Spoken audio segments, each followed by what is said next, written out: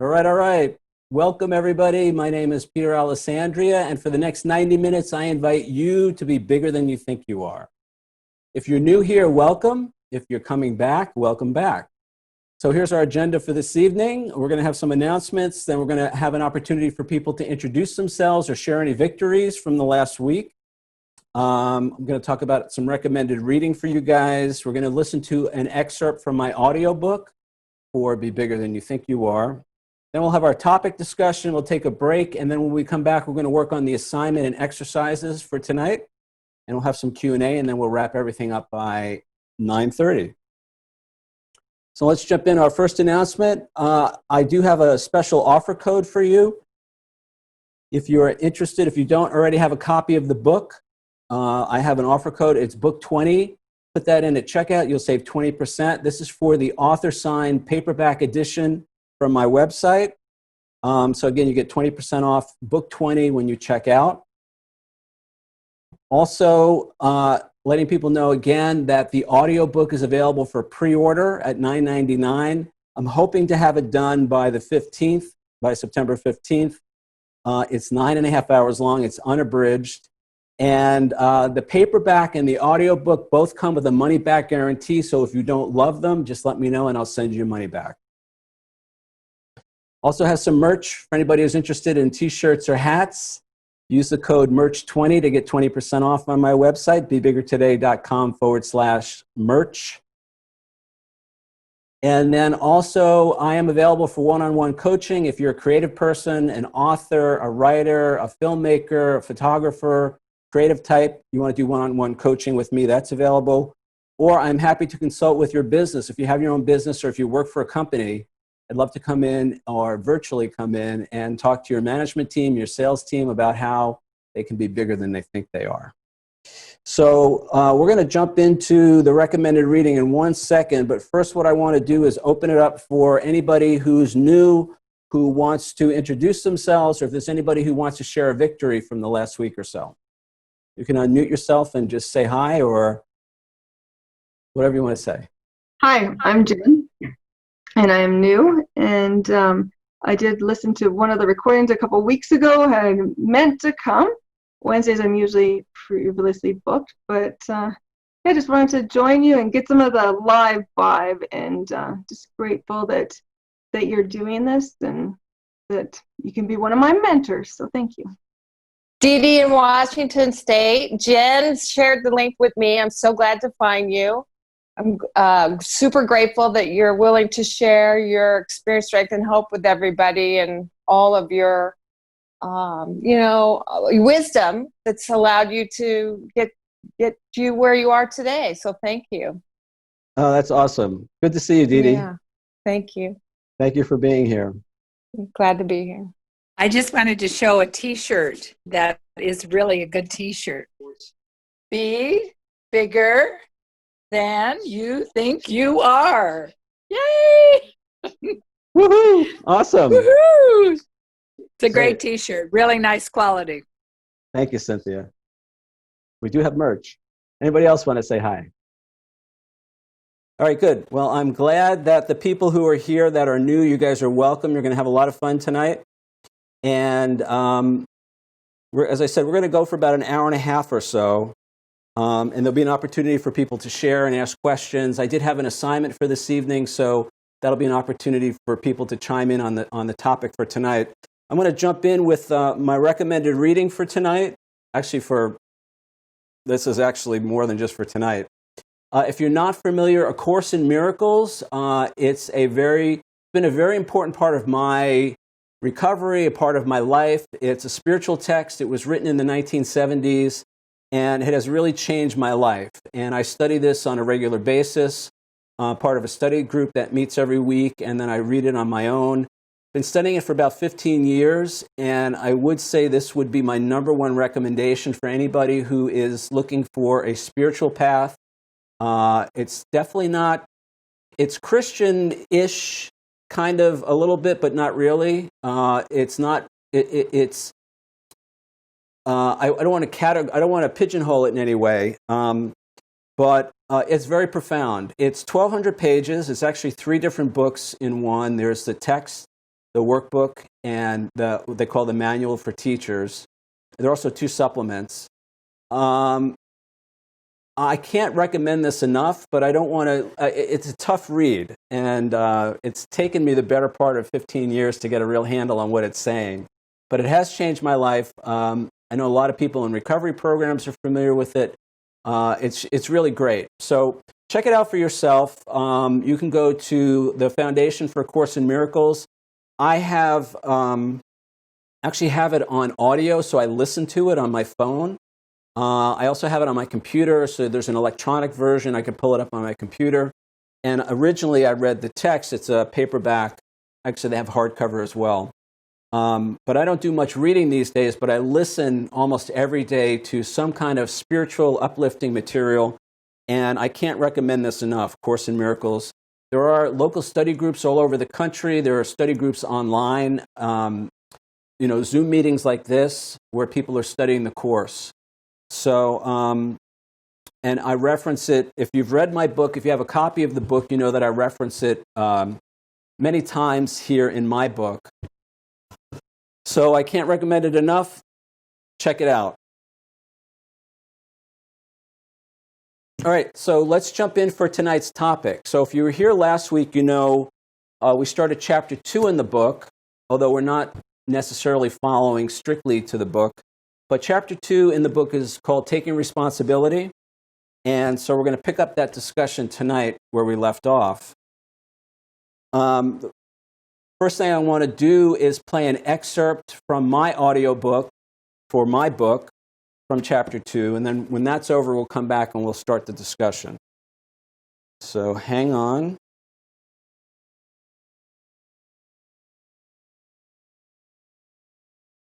Responsibility redefined. Okay, so let's back up a bit and look again at what it means to be responsible. Dictionary definitions include the opportunity or ability to make decisions, the state or fact of being accountable for something, being the primary cause of something. With respect to the last definition, being the primary cause of something, when we deny responsibility, we're saying we didn't cause that thing. Rather, it was caused by a force outside of our control. We must learn to see ourselves as the origin or source of all our experiences. Earlier, we said it's the internal filtering process within our minds that determines our reactions to a particular event or circumstance. We use that process to assign a meaning to the situation, and then we react based on that meaning. If you're still not entirely, at all, convinced that this is how things work, consider this. Has there ever been a time when you reacted one way to a certain person or situation, and then at another time you reacted to the same person or situation differently? What accounts for the difference? Only the meaning you gave the situation based on who you thought you were. Let's look at an example. Suppose your teenage son leaves his soccer cleats on the carpet after a game. You express your frustration by yelling at him and threatening to throw out his cleats if he leaves them there again. Yet the following week, when he does the exact same thing, you simply scoop them up, with Playtex gloves and a dustpan, of course, and place them in the garage where they belong. You do all this without saying a word or feeling any negative emotions. If your son was the cause of your reactions, those reactions would have been the same. The fact that you reacted differently means something else is going on. Yes, of course, we're often responding to what's going on around us, but the nature of that response is the result of our internal filtering process. By assigning a meaning to every situation based on who we think we are, we're actually the cause of all our actions, reactions, and experiences. Let's look a little closer at what may have been behind the difference in your reactions. The first time your son left his shoes on the carpet, perhaps you saw yourself as his maid or housekeeper. The meaning you gave the situation was that you were unappreciated and/or your things, house, carpet, etc., weren't important. I would submit that it was this negative interpretation that gave rise to your angry feelings, not your son leaving his shoes on the carpet. You were actually mad at the subjective meaning you gave his actions within your own mind. He may in reality love, respect, and value you very much. He was just focused on something else when he got home. It was the fact that you took his actions personally and gave them an entirely made-up, negative meaning within your own mind that caused your unhappiness. Your angry reaction actually had very little to do with him. How do we know? A week later, you weren't upset by him doing the exact same thing. What changed? Only who you thought you were. For instance, suppose in the intervening time, your son, out of the blue, surprised you with a card and flowers. he was expressing his gratitude for all you do for him. Hey, it could happen. So now, instead of seeing yourself as an unimportant housekeeper for an ungrateful son, you see yourself as valued, loved, and appreciated. This explains the difference in your reactions. That difference was based entirely on how you saw yourself in that situation. Now, we're still not done. You seeing yourself as valued, loved, and appreciated in the second instance changed your experience.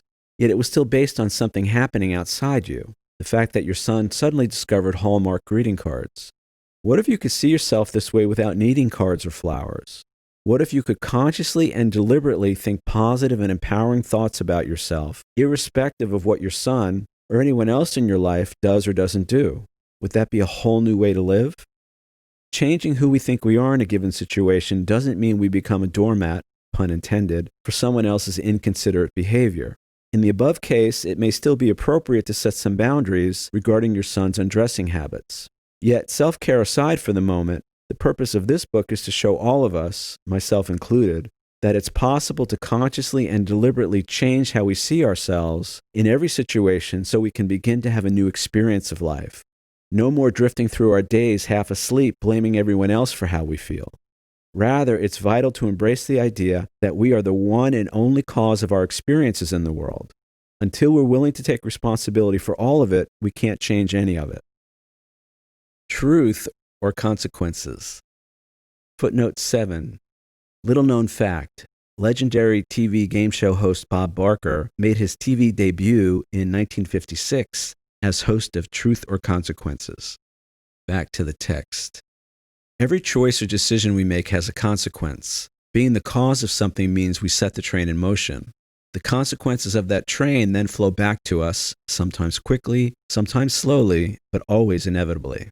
Thus, in a very real sense, our lives are the result of all the decisions we've made, along with the consequences that flow from those decisions. In fact, that's what life is, an ongoing process of making choices, experiencing the consequences, and then making new choices. Denying responsibility for any of our choices is thus to deny that we are creating our lives. When we create, we bring something into being by deciding amongst alternatives. A painter chooses her paint, her brushes, and her canvas.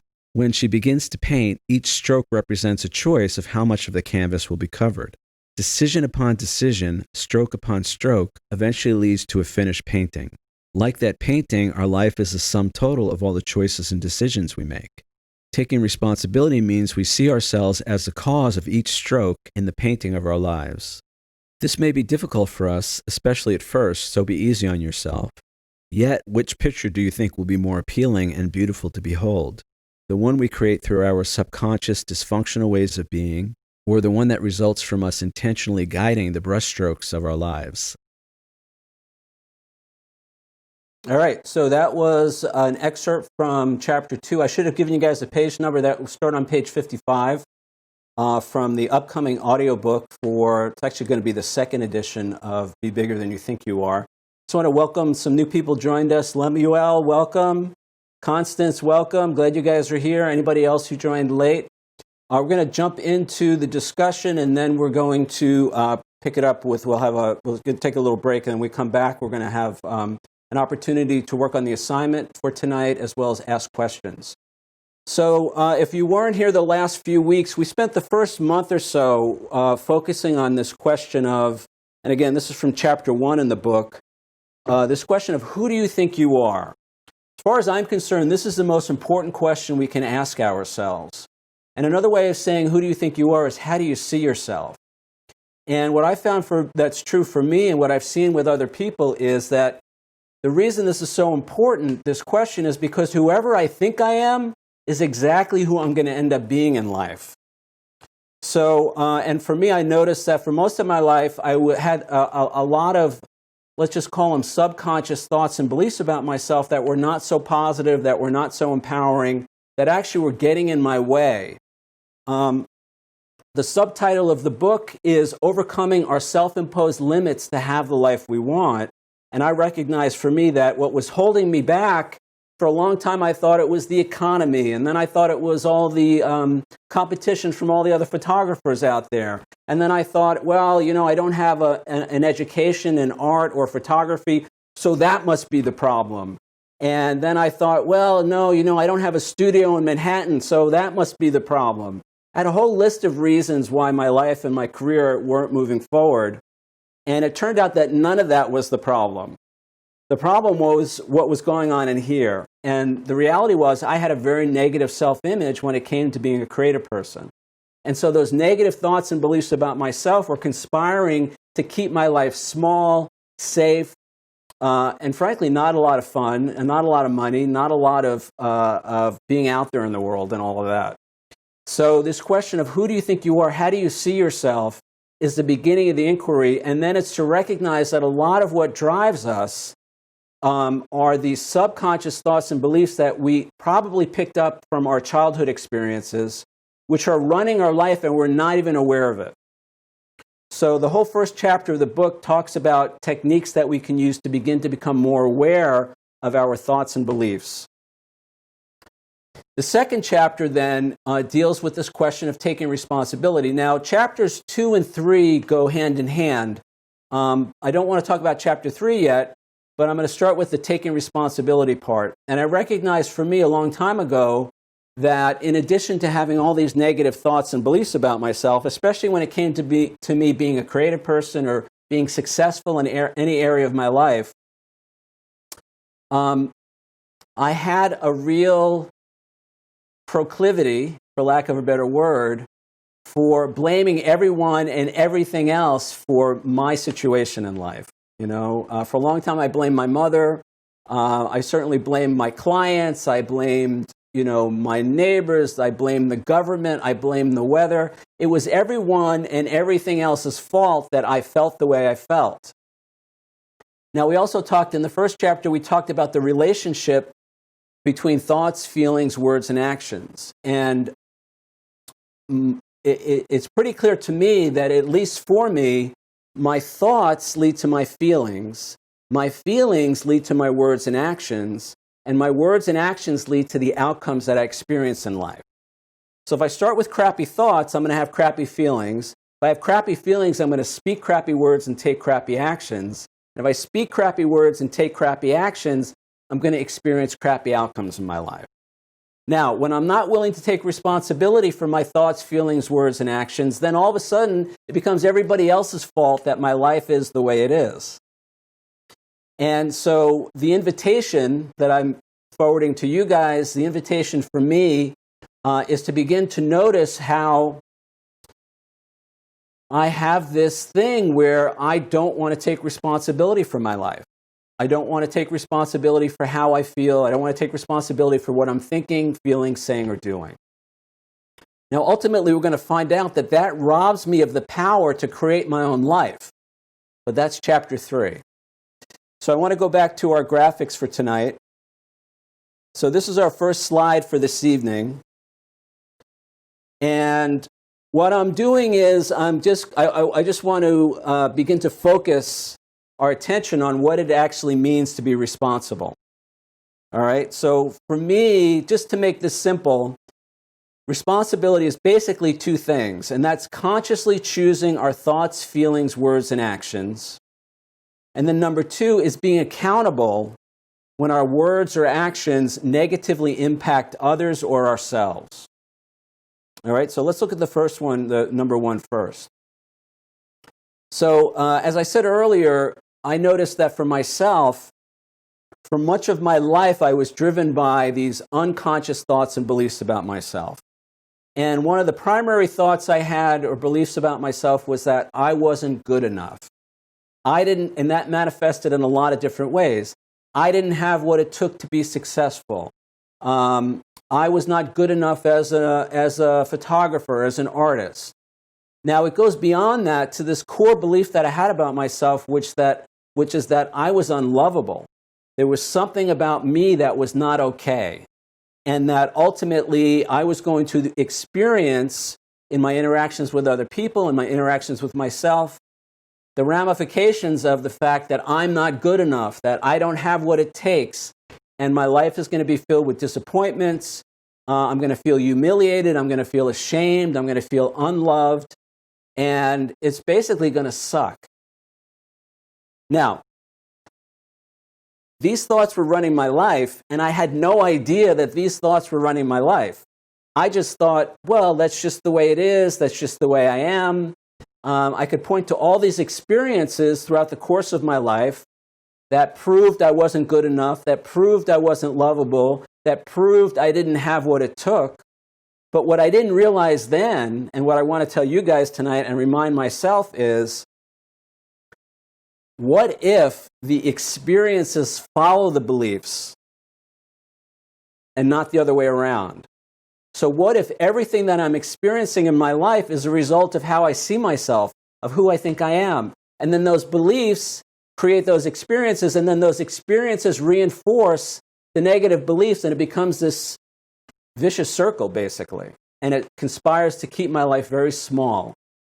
And so the idea that I can consciously choose thoughts, feelings, words, and actions that serve me, that move me forward, is the second step in the equation. The first step is to identify, to begin to become aware. And as I said in chapter 1 in the book, I have a whole series of techniques that I've used to help me become more aware of my negative thoughts and beliefs. And then to begin to question them. And literally, at times, when I notice a negative thought, I stop what I'm doing and I say, is that really true? Do I really know that that's a fact? And I realize for me that a lot of the thoughts and beliefs that I'm carrying that run my life without me being aware of it are the conclusions of a 6-year-old or a 5-year-old or a 7-year-old or whatever age it was when I came to a conclusion about myself based on what was happening around me without really understanding what was happening around me, without having a clue as to the nature of relationships between people. You know, children are egocentric, which means we make everything about us, even if it's not about us. Children are literal, so when they're told something, they believe that, and they believe that that's true about them or the situation. I know I did, at least. And so it was those experiences that created this misinformation, these erroneous conclusions about myself, which at a certain point I just accepted and said, well, that's just who I am. That's just the way I am. That's just the way it is. There's nothing I can do about it except to mitigate the loss, to mitigate the pain, to mitigate the disappointment, and so on. So this idea that we can consciously choose our thoughts, feelings, words, and actions, for me at least, has been really key in beginning to experience life differently. Now again, in the book, I have a whole series of techniques that I've used, everything from affirmations to what they call mind movies, to reprogram those negative thoughts and beliefs that have been running my life. Now, I just want to say really quick, if you weren't here for the last month or so, actually almost 7 weeks now, none of this is about blaming my parents. None of this is about blaming our parents, okay? None of this is about making anybody wrong for anything, all right? And I say in the book over and over again, I'm not a parent, but I am an uncle. I have 8 nieces and nephews. At one time, I still am a child. And I'll tell you right now, I realize now that parenting is the toughest job in the world, all right? And it's very easy to make mistakes. It's very easy to convey messages to our kids that we would not want to convey to them if we were more aware of what we were doing. So none of this is about blaming anybody for anything, but it is about beginning to recognize that I was programmed in a certain way. That program is running now behind the scenes, kind of in a default mode, and that it's running my life. So a big part of me changing my life, and for those of you who don't know my story, very quickly I went from somebody, I used to be an attorney, and in 2009 I decided to change careers and move from the law into photography and art. And for the first 3 years, I basically couldn't get off the couch because I was so afraid of criticism, I was afraid of rejection, I was afraid of being humiliated. I was afraid people were going to not like my work. And all of that conspired to keep my life, as I said, very small. And I realized at a certain point, as I said earlier, it wasn't the economy. It wasn't all the other photographers out there. It wasn't all the stuff I thought it was that was the problem. It was my thinking about myself, how I saw myself, who I thought I was. So I began to work to change that. And I worked on it every day for months. I'm still working on it. And this is almost 7 years later. I still work on this every single day. But what happened is I went from somebody who never won an award for anything in my entire life to somebody who has won more than 70 awards for my photography.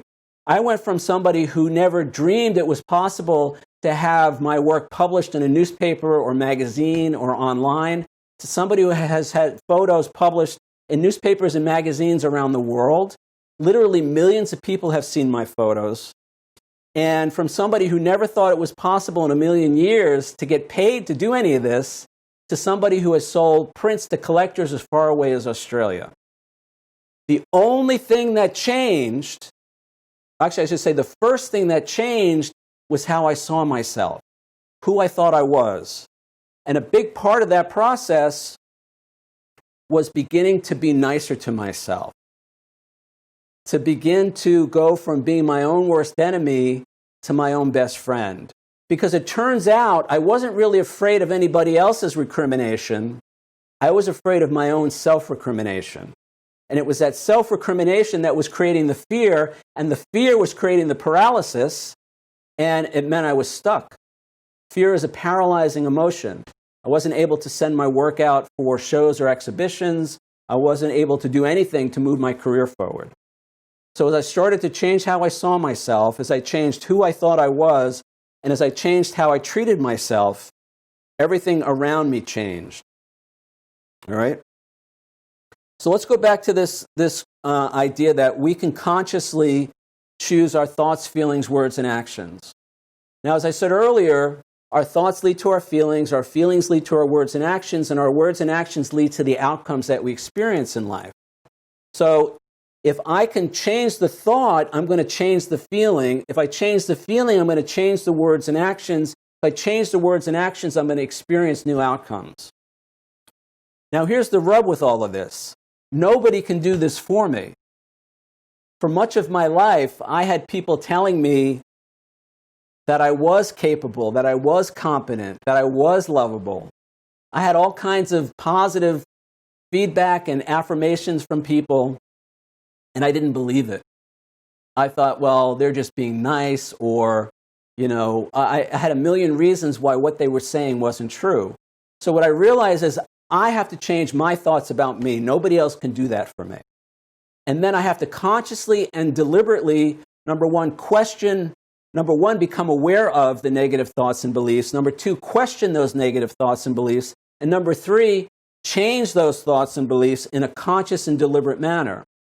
Now, if you watch the video for the workshop, I don't remember the exact date. I think it was 3 or 4 weeks ago. I went through a whole list of tools that I use to reprogram. And as I said earlier, it's things like positive affirmations, a vision statement. If you have the book, in the appendix in the back of the book, there's my vision statement.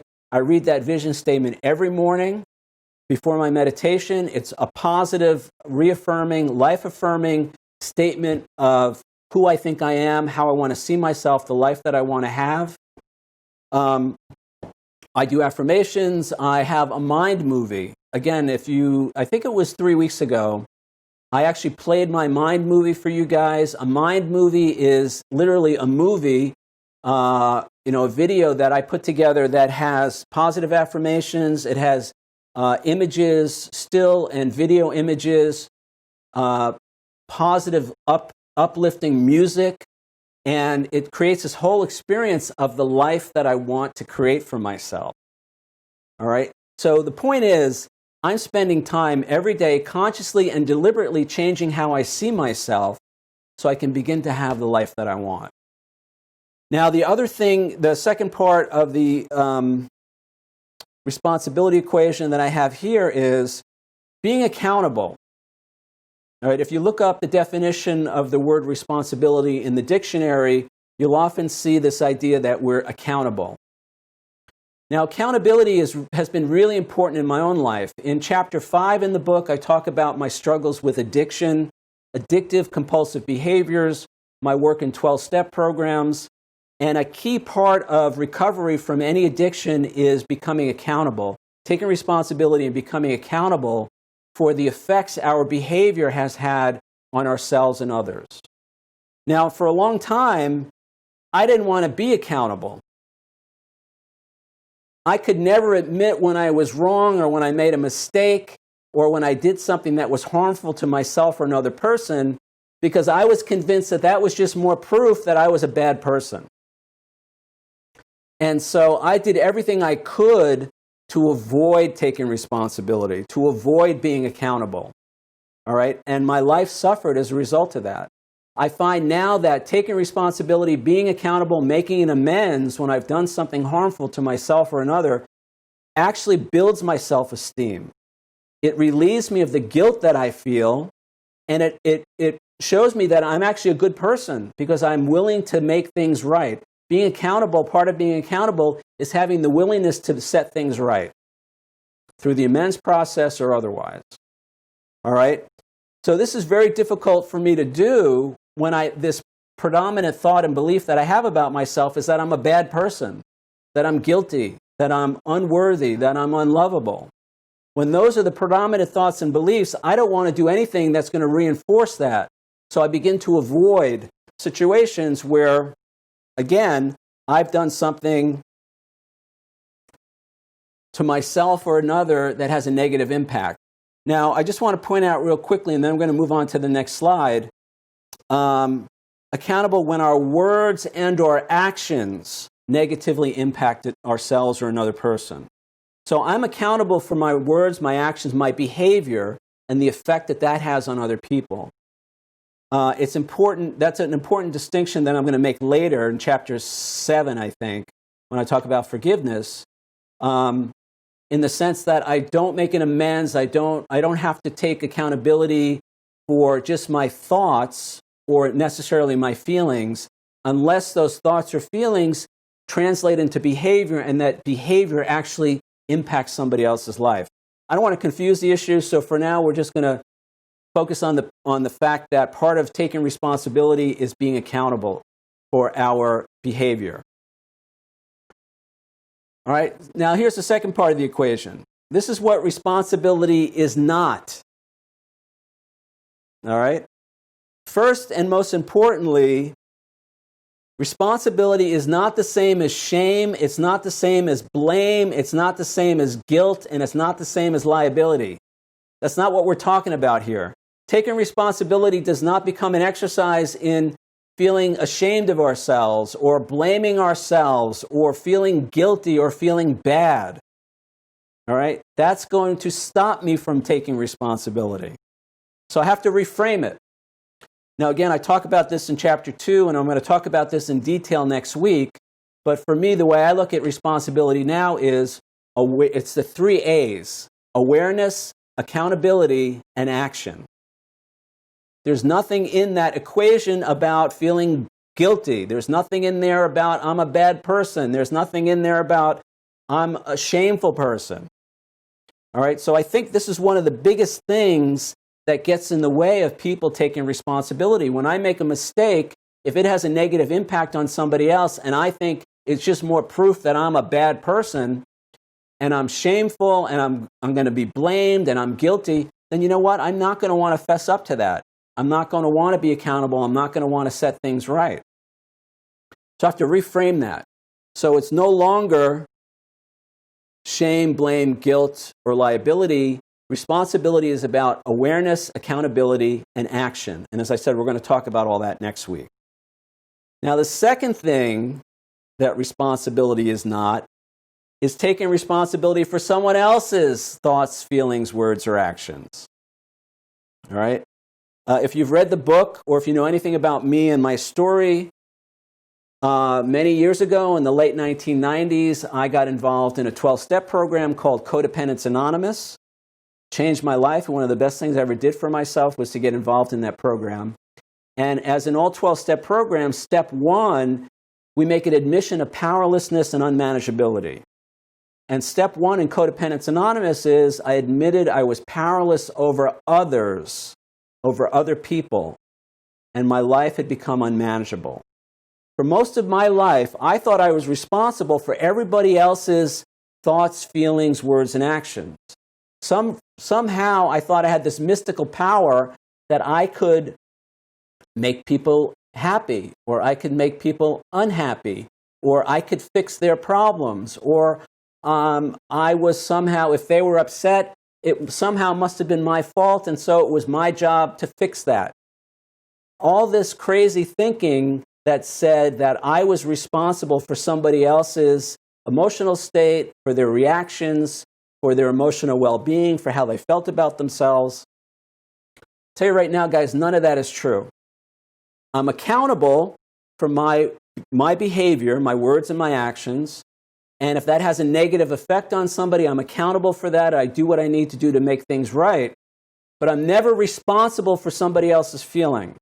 I'm never responsible for what somebody else thinks, feels, says, or does. Now, that's a big deal because, as I said, for me, I got caught up in this whole thing of codependency, which said I was somehow responsible for everybody else's situation.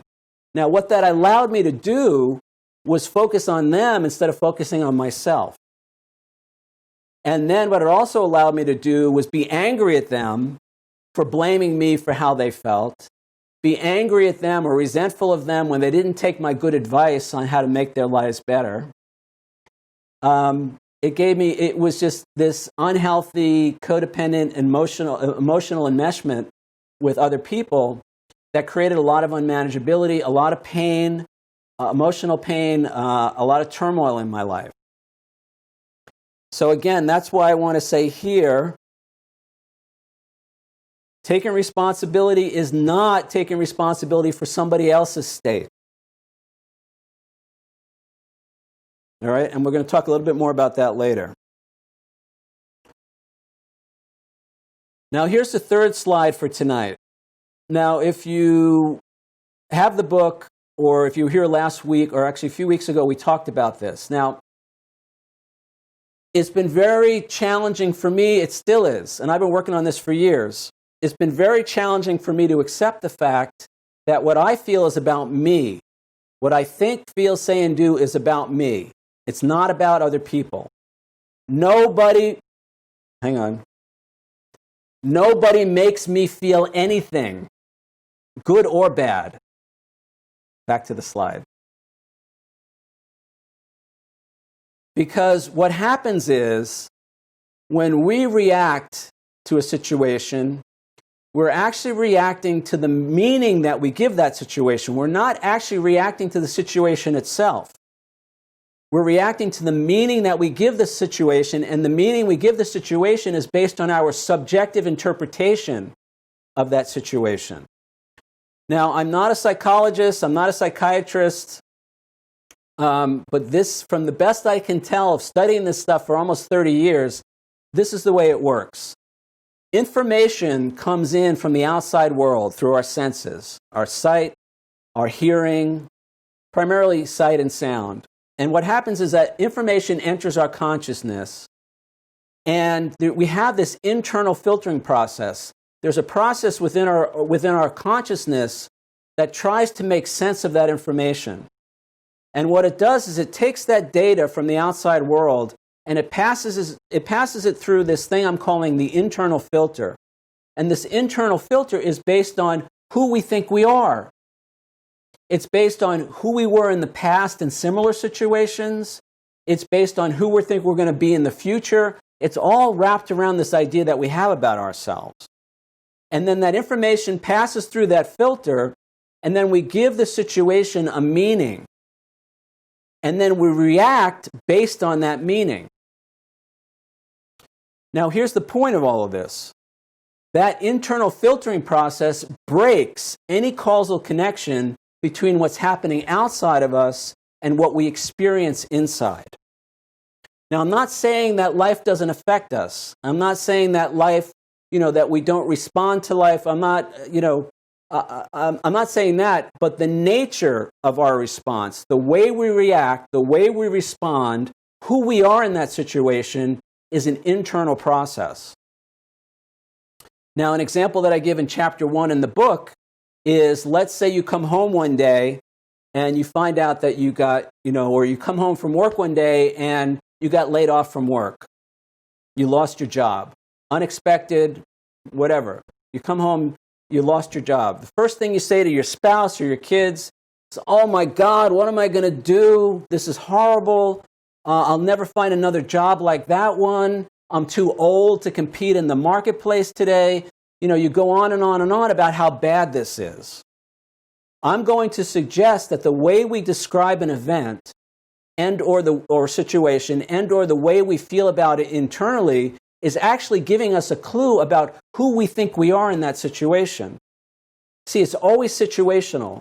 It's our image of ourself, our self-concept, how we see ourselves in relation to a particular situation, which explains how we're going to react to it, how we're going to respond to it.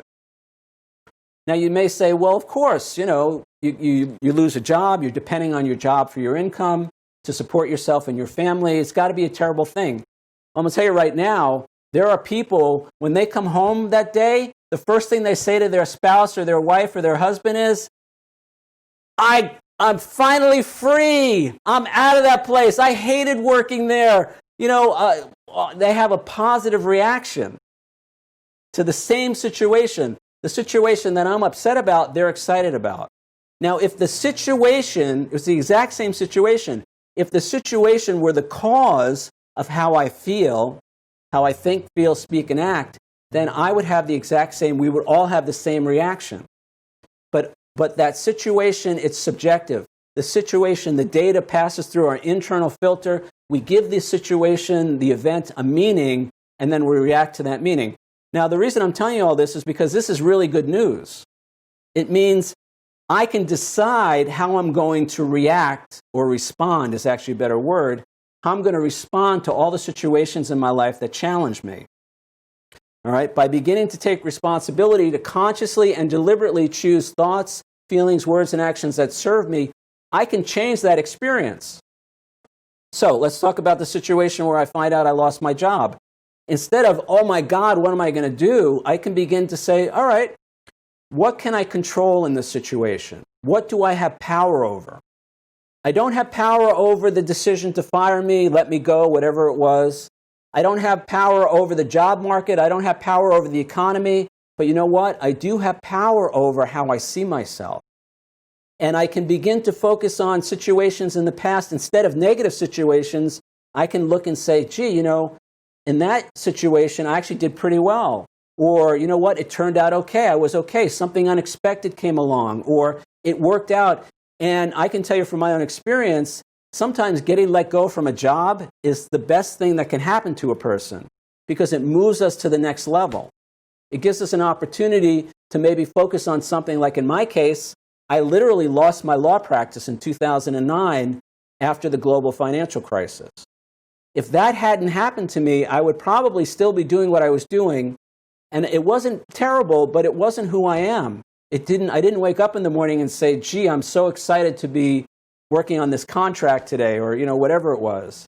But I can tell you this, as a photographer, I was out at all hours. I am out. I haven't been because of COVID, but it was out at all hours of the day and night, totally passionate about what I was doing, loving my life, loving what I was doing, creating at a whole new level. And it was because I lost that job. I lost that situation. So my point is, yes, we want to be realistic. Yes, we want to take, this is not airy-fairy, pie in the sky, but it is beginning to take responsibility for how we're reacting to life, how we're responding, and recognizing that we always have a choice. I always have a choice as to how I see myself, and when I change how I see myself, my experience changes along with it. All right? So we're going to take our break now. We're going to take a 5-minute break. When we come back, we're going to open it up. We're going to look at the assignment. Actually, let me show you the assignment real quick. This was the exercise for today. So in case you missed it. All right. First one is, no one makes us think, feel, say, or do anything. Do you agree or disagree? Why? And then the second part of the assignment for today was to identify a recent challenging situation and then describe your thoughts, how your thoughts led to your feelings led to your words and actions, and how your words and actions led to the outcomes that you experienced. All right, hopefully you got this when you registered for the workshop or with a reminder email that went out. I'm going to put it back on the screen when we get back from the break. But for those of you who are new, we're going to take a 5-minute break, but I'm going to play a song, and this song has also been a huge part of my reprogramming my limiting thoughts and beliefs about myself. All right, and I put the lyrics on screen, so don't go away. If you go to the bathroom or whatever you have to do, but come back and watch the screen because the lyrics are on the screen. This song has been a huge catalyst for me to begin to love my life and to begin to love myself. All right, the name of the song is Love My Life by Robbie Williams. I can't include this in the video that I upload to YouTube because it's copyrighted, but I'm going to play it now. You can hear it now, and then you can get the song on iTunes or Amazon, wherever you get music. I play this song twice a day. I sing out loud to the song, and you'll see why in a minute. All right, so let's see if I got it here. All right, so we're back. So that's the song. People who've been here before, you know I love that song. I'm going to play it again at the end, so you'll have another chance to listen to it. And so what I want to do now is, again, I want to open it up if anybody wants to talk about the exercise for tonight. That's the exercise. Or if anybody who didn't have a chance to introduce themselves before, if you want to do that, you can do that now. And we'll also have some time just if you want to do questions and answers, that kind of thing. So who wants to chime in? Anybody? You can unmute yourself. I'll say something. Oh, go ahead, Judy. Go ahead. Oh. Okay. Okay, Cindy. I'm Judy. Hi, everybody. And I've never been here before, so I really enjoyed your presentation, and I believe in it. You know, so when I see the first question, no one makes us think, feel, say, or do anything, agree or disagree. I agree with that, but that's not what I always do internally. You know, I do believe that I'm me and people are them, and I have no control over, you know, what they say, do, all that, okay? But at the same time, I can't say that I live that way. I wish I did, you know, and I had no idea what I was coming here for. And the fact that you mentioned the Course in Miracles, I have to chuckle because I just bought an easy version of it by Alan Cohen. And I thought, I think I bought that. You know, I've been busy with other things lately, studying other stuff. And I looked on my Kindle when you were talking, and sure enough, that came up as what I had been reading on my Kindle. And I don't know, was the one that you mentioned, Peter, the full version? Is that That's the full one? Yeah, that's the full version. Okay. And this was something, because it just seemed so ominous that Alan Cohen had talked about it. I just picked up a book by him called A Deep Breath of Life. I don't know if you're familiar with him or not. But anyway, I thought you might be, you know, because the name is familiar, but I can't say I've read any of his work. Okay. Well, thank you for sharing that. It's good. It's someone just turned me onto it, you know, a spiritual mentor of my son's, and my son told me about it. So that was kind of cool. So anyway, so that was the first question, right? And then I don't remember the. Let me jump in on that first one. So that's great. So the thing I want to say is, you know, and I say this over and over again in the book and in my discussions, you know, we're talking about simple but not easy. So, you know, this is not, for me at least, this is not easy stuff, and I work on this every single day. And part of it is, you know, there's not a lot of agreement in the world that we're responsible for our own feelings, you know. And here's what it's not intuitive. I also mentioned this in the book. You know, what happens is, let's say I'm working and somebody interrupts me, and then I feel angry.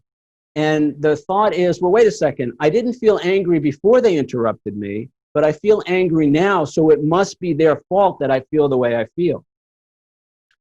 And I've had to unravel that for myself and say, well, wait a second, there's something going on inside of me, because there are interruptions. The example I gave in the audiobook, I think, is an example of that, where your son comes home, puts his soccer cleats on the carpet, you feel angry and upset, and then the next week the exact same thing happens and you don't have the same reaction.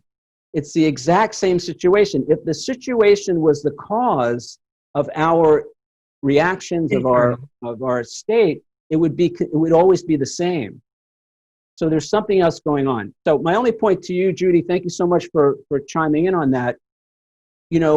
I think the biggest thing I can say now is just be easy on myself when I don't do this, because there are still days when I'd rather blame whoever than actually take responsibility. And then the next step for me there becomes forgiveness. And if you have the book, the whole last chapter of the book is it's almost 60 pages, is about forgiveness. And it starts with forgiveness of myself when I'm imperfect, when I'm not doing, you want to give yourself a challenge. Go write a book like this, and then it's like, oh my God, I got to live up to this. It's like, so simple but not easy. Right. So, I mean, everything you say has made, sense to me. I'm a 12-step person, and, work on myself all the time, especially fear. Fear is a huge thing in my life. And I've actually been turning that over to be that I'm powerless over my fear. And that's really helped me. That's really helped me to be able to make some big strides and in an endeavor that I'm doing in a new field of work. So anyway, I don't have that question in front of me to answer further. But anyway, if that kicks it off, that would be fine. Or if you want to hear more, I'll share more. Well, yeah, let's see if other people want to chime in. But let me just, if you don't have the book yet, it's chapter 4. I just met you, Peter. I don't know anything about you till tonight. All right, so great. Thank you. So here's chapter 4. If you can read that. From FEAR to LOVE. And that is, just so you know, and that is the byline, Mastering the Journey from Fear to Love, Alan Cohen, A Course in Miracles. Isn't that funny? Perfect. So, I mean, you're on the same page. Perfect. Literally. Great. Thank you, Judy. Who else? Here are the questions.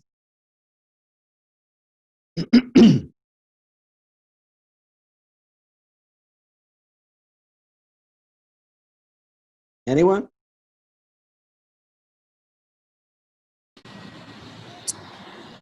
Yeah, this is Cynthia.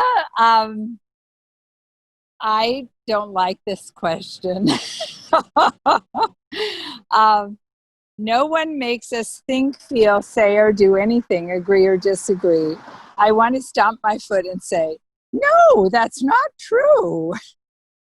But I know that it is true that no one makes me think, feel, say, or do anything.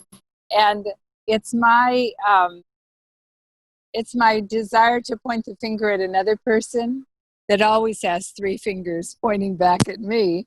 And I've often said that one of those fingers is about the past. It's something that I've already stopped doing and I don't want other people to be doing. It's still like cigarette smoking. When I stopped, I wanted everybody to stop.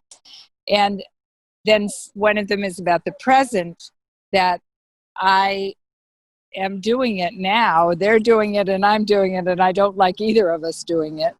And the other one is about the future, that even though I'm judging this other person right now and thinking that they're making me feel this way, that in just a few minutes, I'm going to be doing the same thing that they did, and have a perfectly reasonable explanation for why I was doing it.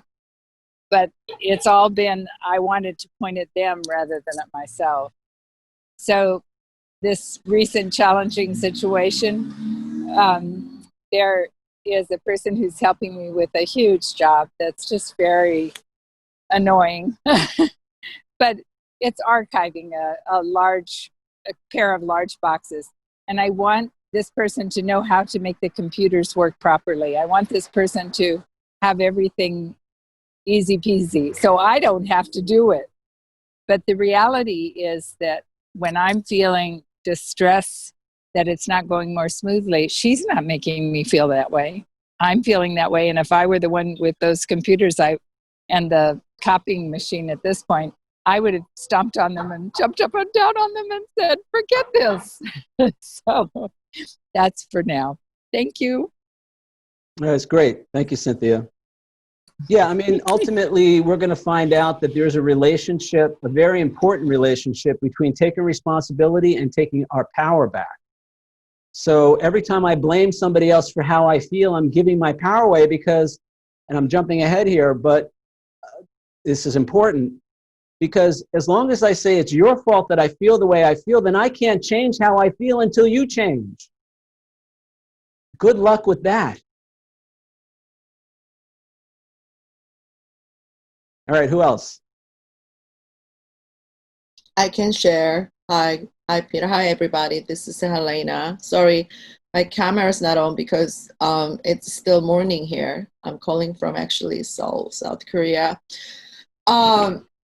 Taking responsibilities, like, it kind of makes me, it reminds me like of my character flaws, because I recently created a group to really help out the people who lost loved ones, because I started to look at my losses and my grief, try to recover to lead a better life.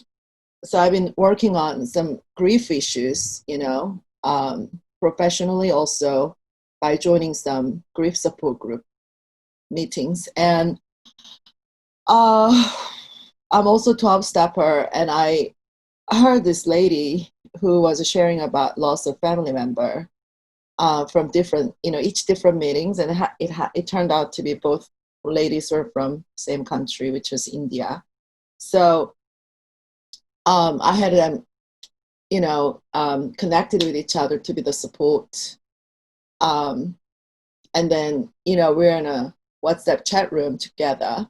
Then another member I know from different fellowship also went through a similar experience 10 years ago, and who's been going through a lot of this numbness, in their heart.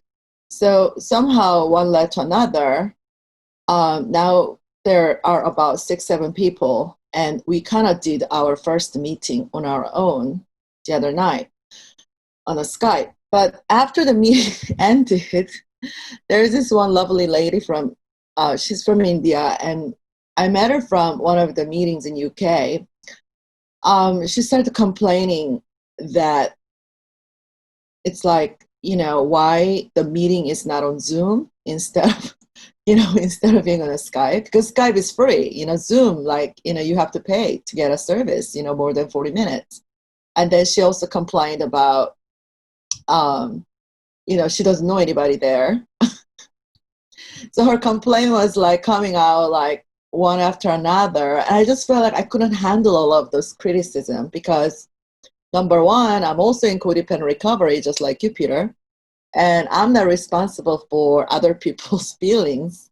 I don't have to take on everything of everyone's, But at the same time, I really felt like, my intention was just really coming from a good place to try to help out other people. But I felt like, the arrow was turning against me, that I didn't do it at the Zoom.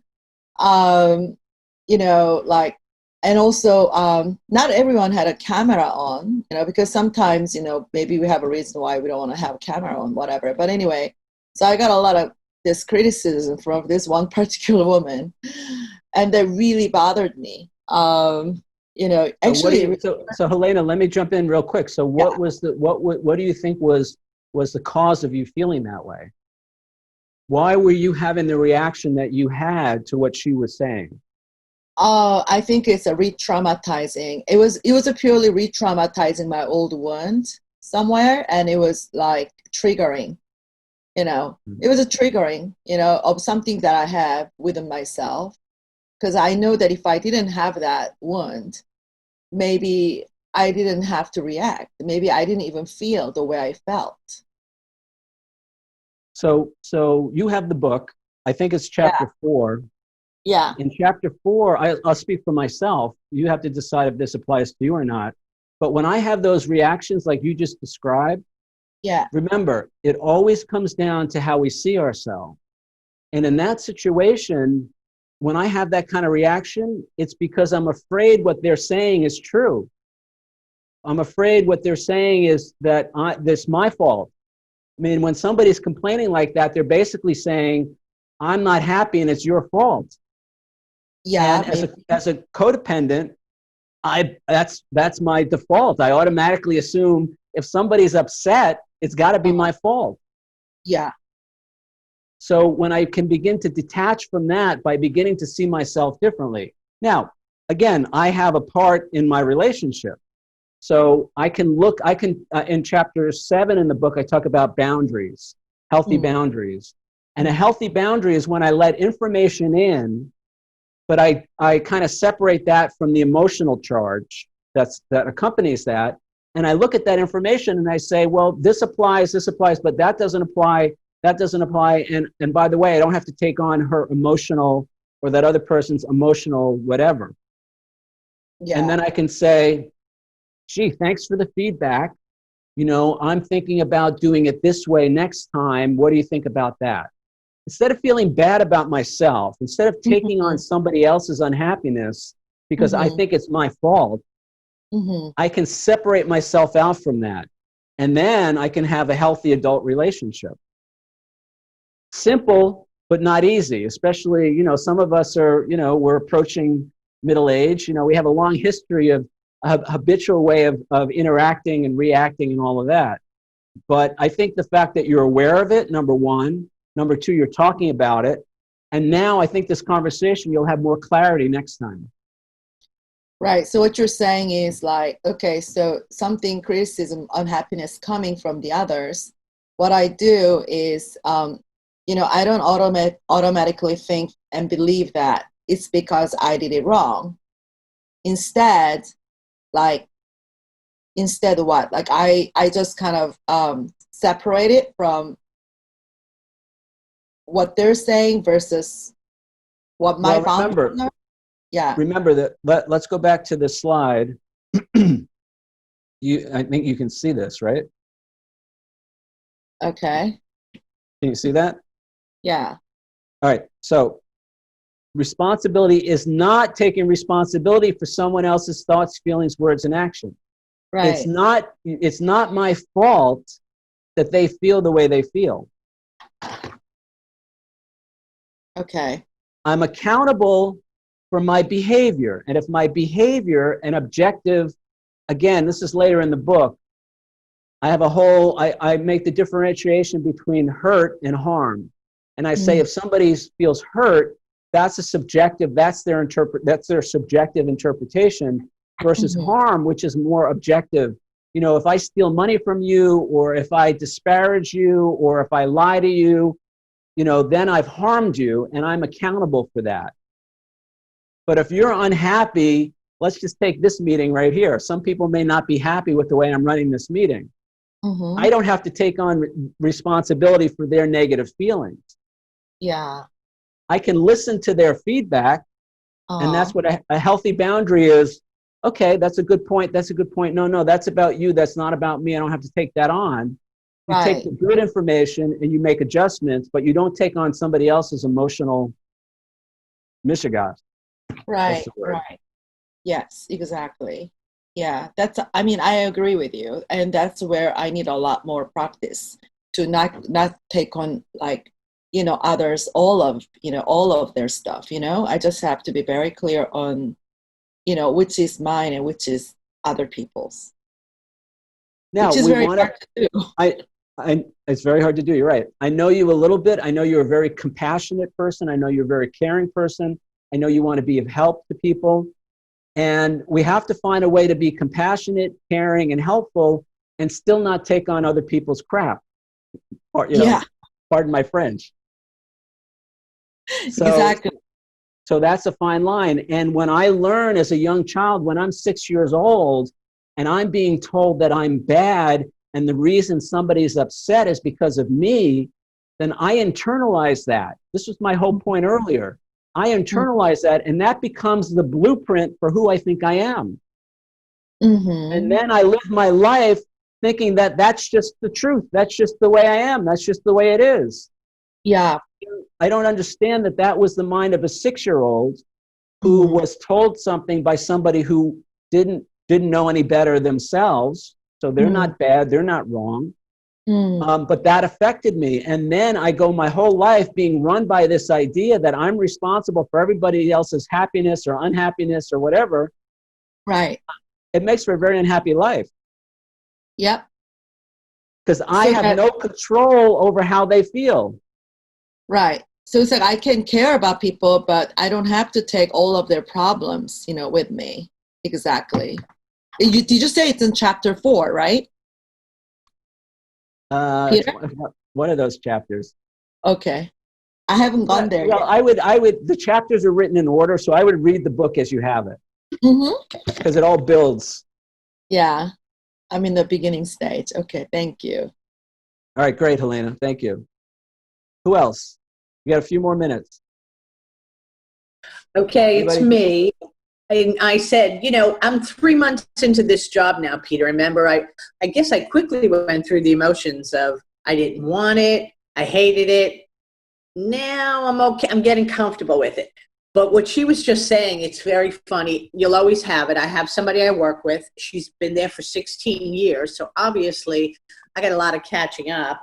But her biggest thing is every time I do something, she'll say, it's not necessary. Now, she has said that probably enough that I keep on talking to myself and say, Barbara, you're going to throw, it's not necessarily down her throat. And you can't do that because that's not going to work.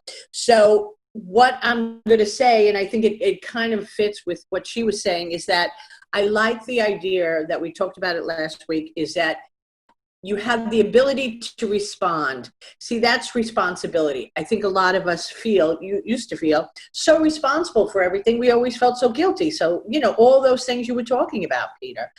And so I need to take responsibility and separate it and do the response. And I have the ability to respond. And I'm not going to respond to her until I'm ready. And then maybe I'll never respond to her. And that would probably be a good thing too. But one day I am going to say, yes, it is necessary. And then I'll probably be in trouble. So constantly remind me, don't say that. Well, okay, so I didn't mention this week, but I'm glad you brought it up. Last week, one of the ways I describe responsibility, which many of you have heard, is responsibility is respondability, the ability to respond. I like that, yeah. And that reminds us that we always have a choice. And I think that's been the biggest thing for me, is to understand that I always have a choice as to how I respond. Now, in the book, I talk about the difference between responding and reacting. I'm not going to get into that right now, but the point is, in that moment, now again, Barb, I'm going to say to you what I said to Helena, which I know is true for me. The only reason I feel upset in a situation like that is because I think what they're saying about me is true. The subtext is, if somebody's saying that's not really necessary, the subtext is they're saying you're doing it wrong, or you're not doing it the right way, or what's wrong with you, or, there's some negative. For me, I don't want to put words in your mouth, but that's what I hear when I hear that. Saying you're not necessarily important, or something like, all those things, yes. But the only problem is when I believe that that's really true, that I'm not doing it right, and that I'm bad for that. See, it's one thing to make a mistake. It's another thing to feel that I'm unworthy because I made a mistake. Okay. And I react to that unworthiness because I think that's who I really am. I think I am a screw up. I think I am always, something that I heard a lot as a child was, how many times do I have to tell you? And, that was a shaming, negative message to get, because the subtext was, what's wrong with you? Why are you always doing things the wrong way? And that became a belief about who I am. The belief became that I'm somebody who does things the wrong way. And below that was the belief that I'm somebody who upsets other people. And the craziness of my childhood was that I learned, the messages I got was that I had the power to make somebody unhappy, but I never had the power to make that person happy. And I tried my whole life to make that person happy. I know. And so that was the insanity of my life, that belief. So that's what we're trying to undo here. Now, again, I'm not making anybody wrong. I'm not blaming anybody. We all suffer from this. We all have this. I'm just trying to raise some awareness. So the next time I'm in a difficult situation, and maybe for you guys as well, you'll stop and say, wait a second, I have a choice here as to how I respond. And I know that Peter kept saying, who do you think you are is the most important question we can ask in any situation that challenges us. And another way to say, who do you think you are, is how do you see yourself? So how am I seeing myself in this moment? And can I change that so I have a different reaction? I have a different response. Yes, and I said I'm going to slow down. And when things like that do happen, and thanks to you, I think I'm going to go like, okay, you can slow down and say my thoughts. Okay, the thought is making a feeling, and then the feelings, words are going to come, and then action, and then the outcome. And all of that, let's see, it's 5 things. All of that has to be, in a slow process, before you respond.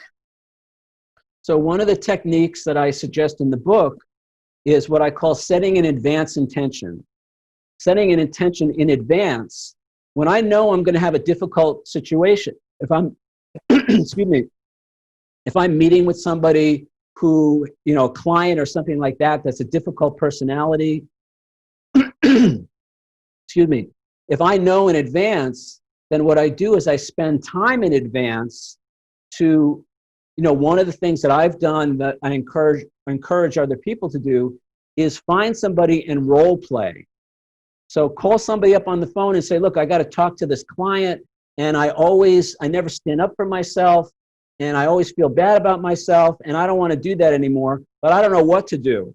So will you pretend you're that person, and let's have a pretend interaction so I can practice. Yeah, that's a good idea.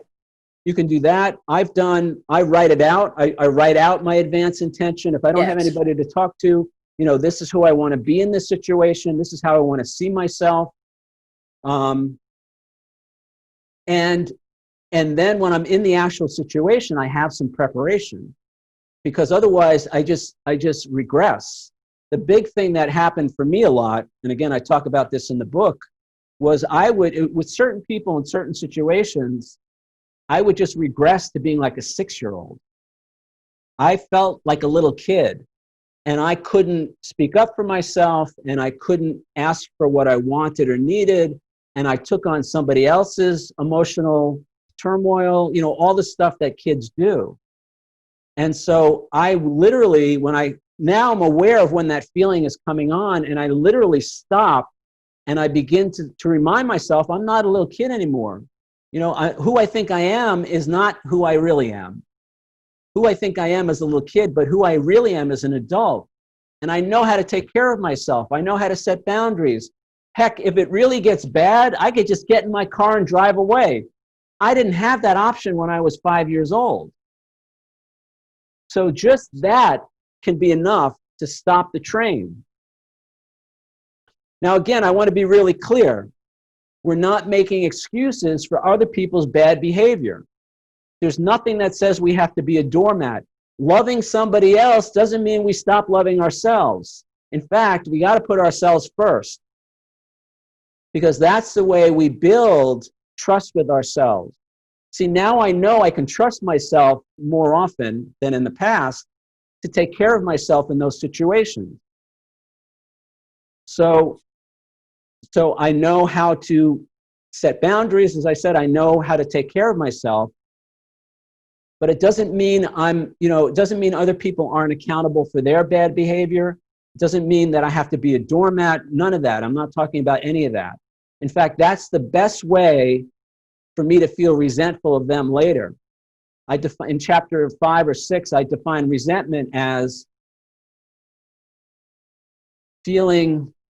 Resentment means I have not done what I needed to do to take care of myself, and now I'm blaming somebody else for that. And the anger that I think I feel towards them is really misdirected anger that I feel towards myself, because I didn't do what I needed to do to take care of myself. So again, No, I can simple. understand that. It is. It's almost like you're saying.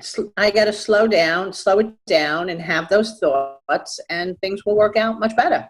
The outcome will be much better. Now, here's the last part. Actually, not the last part, but another thing to consider. When I do all of that, when I take responsibility, Mm-hmm. two things happen. Number one, my life just becomes a lot more boring because I don't have all the drama. I don't have all the craziness. I don't have all the insanity. Oh, you make me feel. Remember last week, I haven't said that yet, but I'm going to say it now. It's not only you make me feel so bad, it's also you make me feel so good. In chapter 5 or chapter 4, I talk about intimate romantic relationship. And I kind of come to the conclusion that those good feelings I feel when I'm in love with somebody, it's not their fault. But we'll talk about that when we get to chapter 4. So, Okay. But the point is, so number one, I have a lot less drama because I can't blame everybody else for how I feel. Mm-hmm. And then, and number two, I'm giving up. See, there's a payoff. See, there's a payoff for me to feel the way I feel. And that payoff is I get to feel like a victim. I get to feel like I'm right and they're wrong. I get to feel like I'm good and they're bad. I get all that ego stuff. Chapter 6 is all about the ego. Mm-hmm. I get all that ego stuff which says, poor me, it's their fault, they're bad, I'm good, all that stuff. And that's the payoff. And there are other people who will say, oh yeah, poor you, Peter, poor you, they did that to you, they're such a jerk. When I start taking responsibility for my life, when I start taking responsibility for my feelings, I'm not going to hear that anymore. And it's giving something up that I'm addicted to. I have an addiction to feeling victimized by other people, by circumstances. I want to feel sorry for myself. Self-pity, it could have been my middle name for most of my life. Self-pity. Okay, And I get so it. taking responsibility takes all of that away.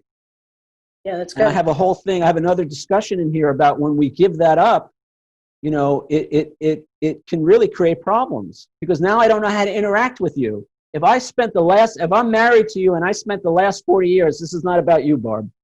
If I spent the last 40 years being angry at you because of what you're doing to me, and all of a sudden I say, I'm not going to be angry anymore because I'm going to take responsibility for my feelings, I don't know how to interact with you. I don't know who I am anymore. I don't know who you are. And that is hard to let go of. We have an identity. We have an addiction to seeing ourselves a certain way and blaming others for that. I get it. All right, so we only got a few more minutes. Thank you so much, Barb. Anybody welcome. else want to say anything?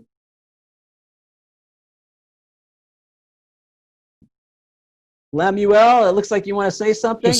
I just wanted to say hello. I couldn't find my mute button. Awesome. The unmute. I'm so I just happy wanted you're to here. say hello, and it was good to be here. This guy, I wanted to be everybody. here last week, but I missed my chance. I didn't set proper alarms. So this time I had several. So this I All caught right, you. well, you're here. This guy is a great photographer. If you need somebody to do a wedding or any kind of family event, I'm going to put you in touch with him. Thank you, Peter. Thank you for being here. Who else? Anybody else?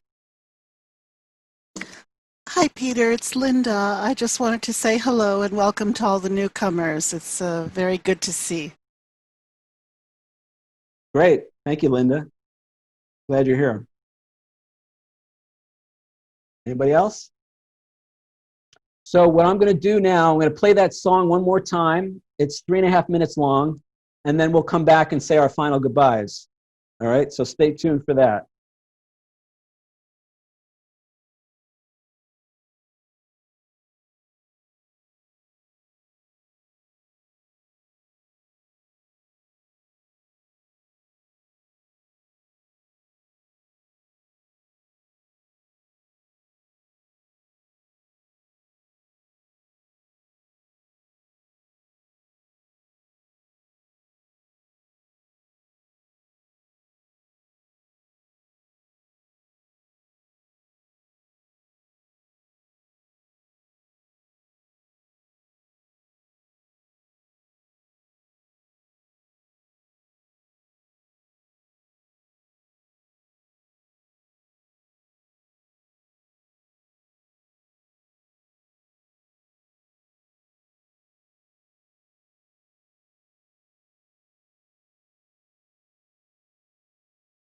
All right, so that's the song. I love that song.